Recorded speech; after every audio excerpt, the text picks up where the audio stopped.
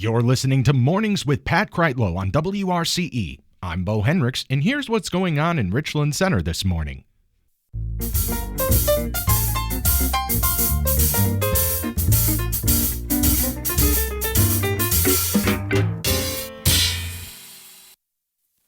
Angie Coonan, Executive Director for the Richland Hospital Foundation, is our guest on our morning show today.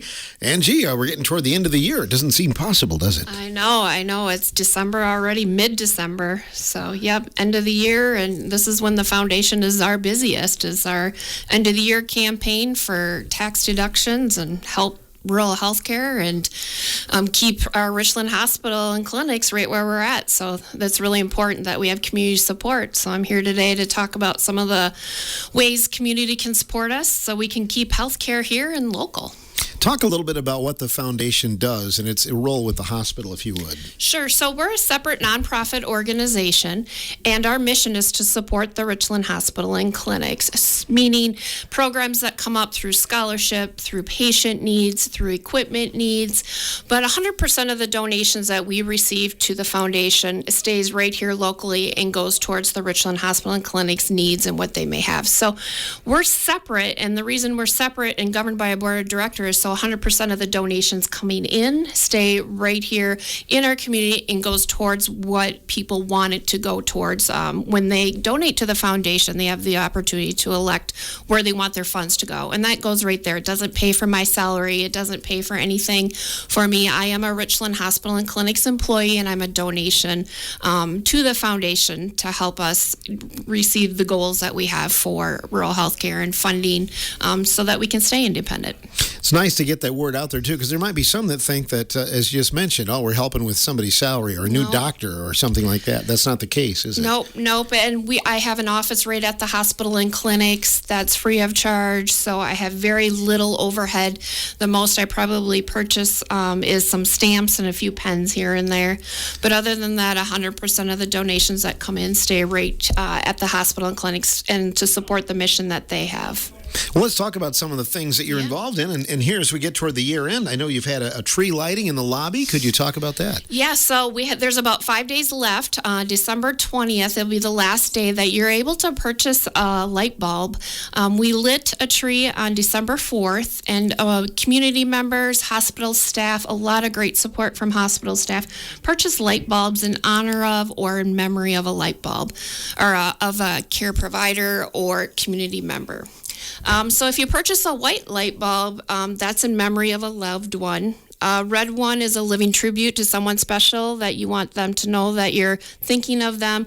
And a blue light bulb is for our healthcare heroes and our military. And light bulbs are only $5 each. So you can purchase that light bulb. It helps light up our tree that's in our lobby. And then those loved ones are recognized on our social media page. And we're putting together graphics that'll go into our waiting rooms so that we can honor and remember those loved ones through our Lights of Reflection campaign. Did you have a good response to it initially, Angie? Yeah, we have had a great response. This is our first annual, and I would say that we are partnering with the partners of the Richland Hospital, so that our partners group runs our lobby shop, and so it's a combined effort. Any proceeds that are left over after expenses, 50% will go to the partners to help with their mission with scholarships and equipment purchases, and the other 50% will stay with the foundation.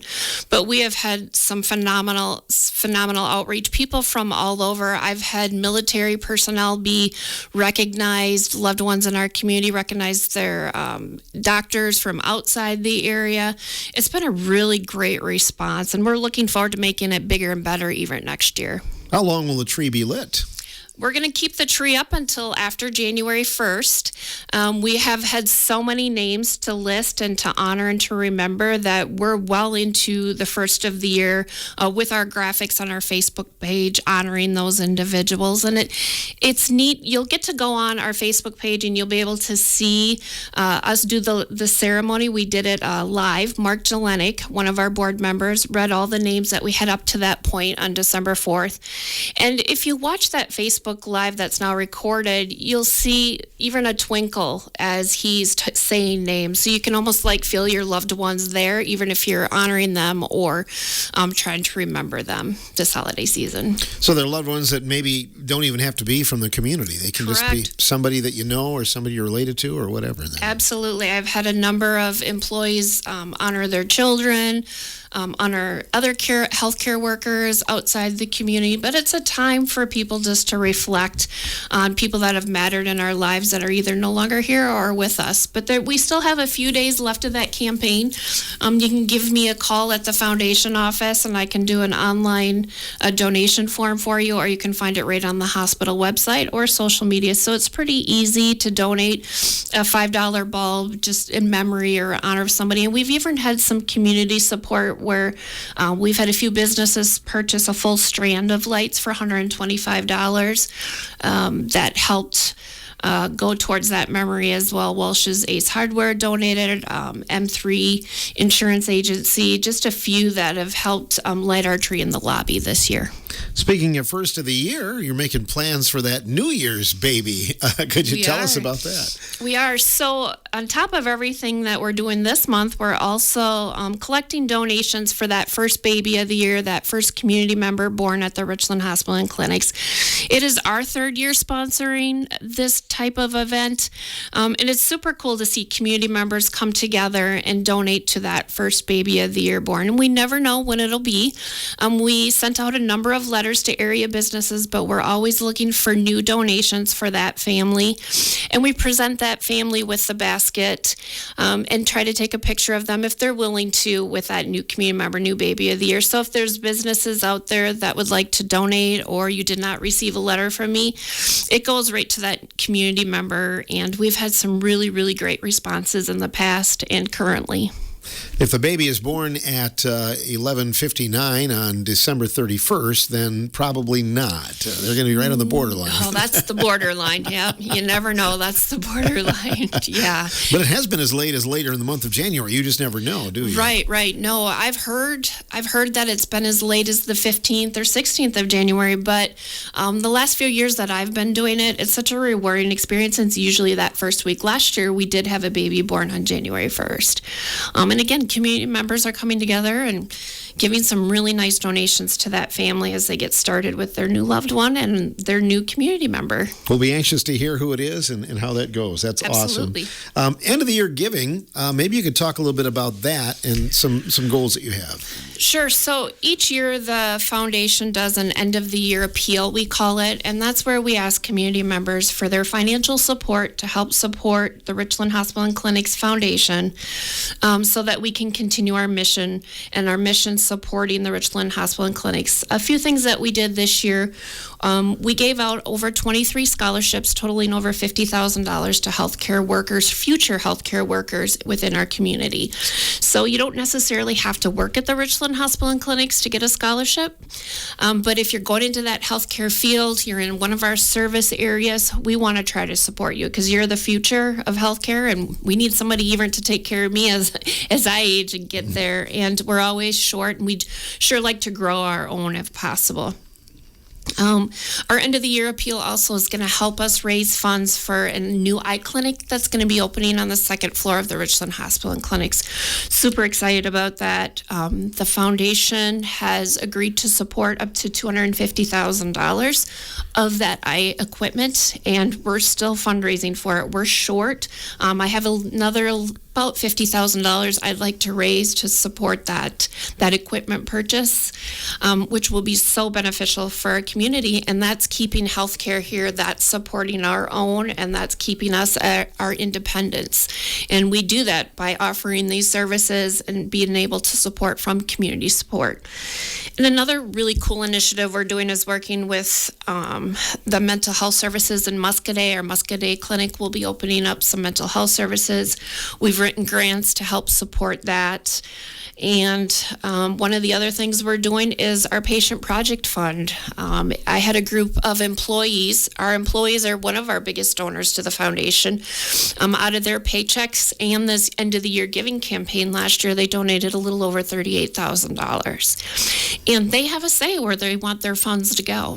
There's the scholarship bucket, there's the equipment bucket, but the one bucket that they created was called the Patient Project Fund.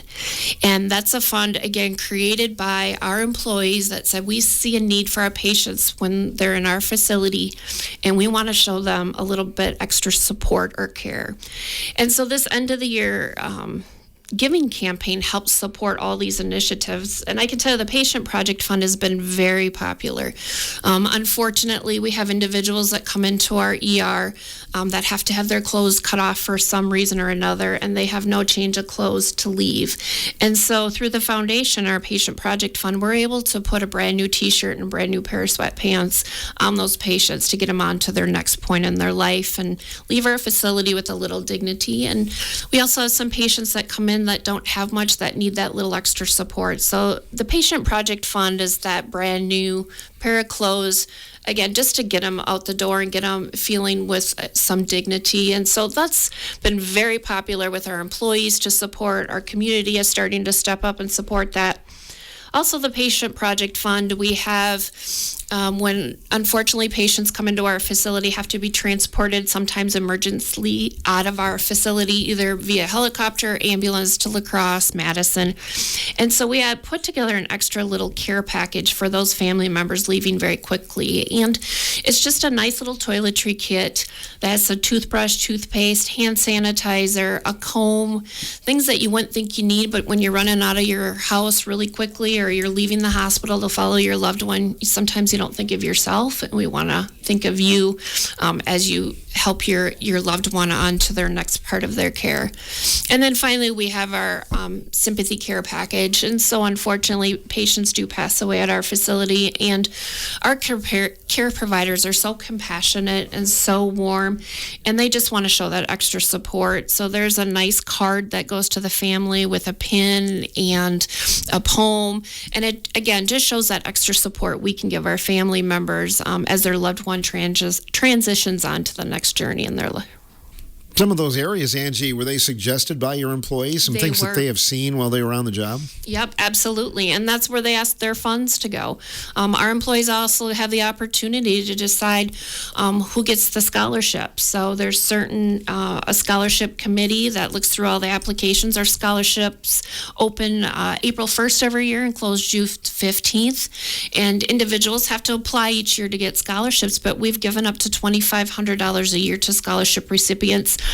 Some of our recipients have collected on the scholarship for 4 to 5 years and received well over $12,000 in scholarships, and that all comes from donations that we receive from our community members and our employees.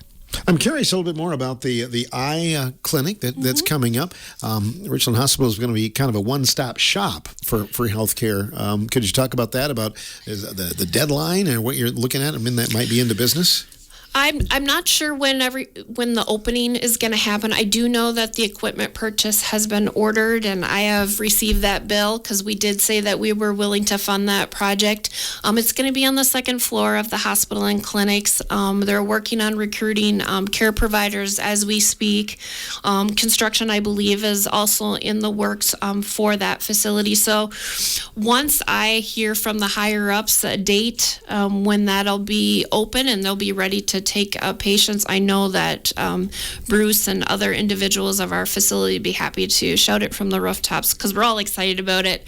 I even said I think I'll be one of the first people in line because, as we all know, it's a long wait to get into an eye doctor in our area. So we're all super excited about it, and that's why the foundation wants to support it, because we just know how important it is to our community that we have this type of services. But the plan is also for cataract surgery to return, right? We hopeful down the road. Yep, down we the road. Get those. I know that they're working on that, and they're working on those care providers to come in and do those services. Recently, I know you had to get together some testimonials and things like that. Are there plans for some of that for the future as well? Yeah, we're always looking for testimonials from our our community members that maybe have been at the Richland Hospital and clinics that for whatever services. It's hard because obviously everybody's story is private, but if there's people out there willing to tell their story and how the Richland Hospital and clinics help them through their care journey, we love to tell that story because that helps the community understand what we can do and how we are right here. We did have a November event where we brought in 4 individuals, yourself included, to just talk about their journey through healthcare here in the Richland Hospital and clinics. And through that, we're able to then ask for donations and show why it's so important. And I think patient testimonial is the most important that we can do because they can tell the story.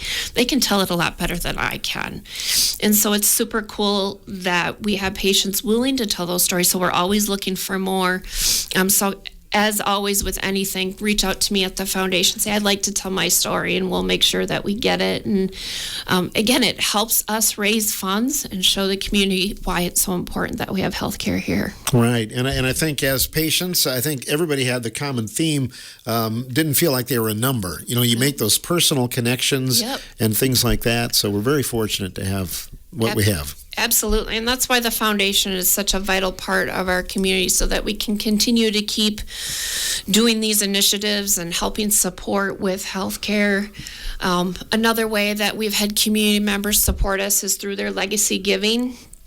I have been made aware of some very philanthropic community members that have listed the Richland Hospital and clinics in their will, which has been, it makes your heart sing when you hear that. You hate to hear people, move on, but when they think about the Richland Hospital and clinics as their last act of kindness, that's just something that I go to bed smiling at night when I know that people support so much of the mission and what we're doing. And even through legacy giving, we have a nice program that I have some donors that give through their IRA. They give a qualified charitable distribution, so they don't have to pay income tax on it. We don't pay tax on it because we're a nonprofit. So it's really a neat way for individuals to pull out of their IRA and give to us, and we can put their money to work and they can see their money at work.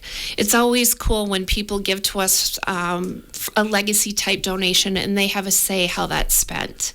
And so I try to work with community members to give those legacy donations, to do that qualified charitable distribution, and really see all the work that we're doing, and again, have a say on what programs we can do. How can we support? I have a particular donor that's very, very passionate about our patient project fund and is going to be leaving us money down the road for that. And that's cool to know because I want them to see that working firsthand before they're gone. Like I always say to my parents, if you're going to leave me something, you can leave it to me now because you can see me put it to good use. Mm-hmm. So. Yes, very much so. Other small communities with similar size hospitals, do they have foundations similar to what you have? They do. I belong to a network. So the Rural Health Cooperative out of Sauk, we get together every quarter and we brainstorm and work together with small critical access rural hospital foundations like ourselves. So we share a lot of ideas, but there's all surrounding communities usually have a foundation, and it's again to support the mission and a lot of things that I've talked about today. They have similar programs.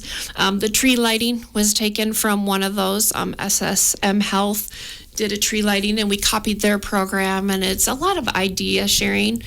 So it's very cool to be part of that and to learn how that we can continue to educate the public on the work that we're doing. The other thing that people probably obviously don't think about is the fact that not only for rural health care is the Richland Hospital important, but our biggest employer, I should say, in Richland County is the Richland Hospital. It is. The last I heard, we have 425 people that we employ, and I'm happy to say 125 of those employees donate to the foundation, either through payroll deduction or the end of the year campaign that I talked about. Our end of the year campaign, I sent out 400 460 letters asking community members to support us through these and the initiatives that I've listed here, and how we, spend it and put it right back into the community, into healthcare here, and so that we can keep that independence. So I would say the listeners out there, if it's something they're interested in doing, to please get a hold of me at the foundation. I have a direct line that I'll be able to give here at whatever point. But it's really important for us to continue this type of work, and foundation directors across Wisconsin are doing the same type of work this time of year. Not only fundraising goals, but are there some project goals and things like that for 2026 that you're looking ahead to, Angie? Well, we're super excited. In the first quarter, we're going to be updating our donor wall right within the hospital. So as you walk in by the volunteer desk there, if you look to your left, working with B&L Signs, we are going to be updating that wall. It's been a long time since our donor wall has been updated, and it needs a fresh look and a fresh start. So hopefully by the first quarter that is done, and people will be able, if they donated to the foundation and said they would like their name to be published, they will be up on the wall. We do have a number of donors that wish to remain anonymous, which we honor. But that wall is going to be a super cool project that we're excited about this year. We have our golf event. I just finalized that date, June 11th, another big fundraiser for us, for businesses, community members to come out to our golf event. I have a number of people, including myself, that are not golfers. So if you're not golfers, we have an event and an opportunity for you to fund or help the foundation and still have a good time. A lot of employees come to that, and community members, just to see the work that we're doing and help support our cause. And so we have it in Spring Green at the House on the Rock every year. So June 11th this year, again, one of our biggest fundraisers. Great. So if people would like to get a hold of you, if they have any ideas from our conversation today, how can they do that, Angie? Yeah, my direct line at the hospital is 608-647-1847, or you can email me. My email is Angie. And my last name is spelt Coonen, Coenen, at richlandhospital.com. You can find us on our website, the Richland Hospital and Clinic's website. Social media, we like to drive people to social media, especially to see those names this time of year that light bulbs were purchased for. So there's many ways to get a hold of me, and I'm open to ideas, and of course any support we can get for the future project, especially our eye clinic and our mental health services in Muscadet, would be greatly appreciated. It'll continue to keep healthcare here. Great. Merry Christmas to you. Merry Christmas. Thank you, Phil. Angie Coonen joining us, Executive Director for the Richland Hospital Foundation, on this portion of the morning show.